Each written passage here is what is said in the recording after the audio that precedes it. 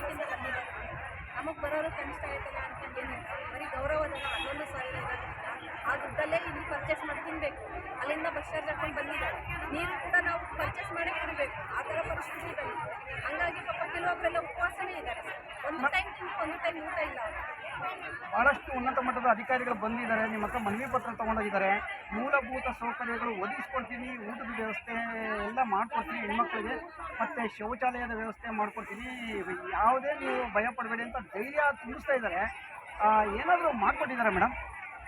Nagalakshmi madam ಒಬ್ಬರು ಮಾಡಿಕೊಟ್ಟಿದ್ರು. ವಿರೋಧ ಪಕ್ಷದವರೆಲ್ಲ ಬಂದಿದ್ರು. ಇವತ್ತು ಮಧ್ಯಾಹ್ನ ಶರವಣ ಸರ್ ಬಂದಿದ್ರು. ಅವರು ಕೂಡ ಹೇಳಿದ್ದಾರೆ, ನಮ್ಮ ಕೈಲಿ ಆಗಿದ್ದು ನಾನು ಮಾಡ್ತೀನಿ, ಸಹಾಯ ಮಾಡ್ತೀನಿ, ಆಮೇಲೆ ನಿಮ್ಮ ವಿರುದ್ಧ ನಾನು ಮಾತಾಡ್ತೀನಿ ಸಭೆಯಲ್ಲಿ ಅಂತ ಹೇಳಿ ಭರವಸೆ ಕೊಟ್ಟು ಹೋಗಿದ್ದಾರೆ ಸರ್. ನನ್ನ ಕೈಲಿ ಆಗಿದ್ದು ಸಹಾಯ ಮಾಡ್ತೀನಿ ಅಂತ ಅವ್ರು ಹೇಳಿ ಹೋಗಿದ್ದಾರೆ. ಮೇಡಮ್, ಉತ್ತಮ ಫಲಿತಾಂಶ ಬರೋ ನಿರೀಕ್ಷೆನಲ್ಲಿ ಇದ್ದೀರಾ ನೀವು?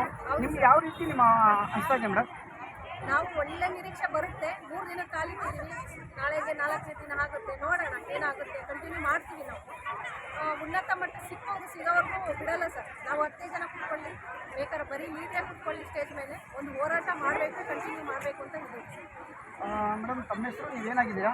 ನನ್ನ ಹೆಸರು ಉಮಾಮಣಿ KL, ಅಂಗನವಾಡಿ ಕಾರ್ಯಕರ್ತೆ ಮತ್ತು ಸಹಾಯಕಿಯ ಸ್ವತಂತ್ರ ಸಂಘದ ಪ್ರಧಾನ ಕಾರ್ಯದರ್ಶಿ. ಬೇರೆ ಸ್ಪಷ್ಟವಾಗಿ ಯಾರು ಮಾತಾಡ್ತೀರಾ?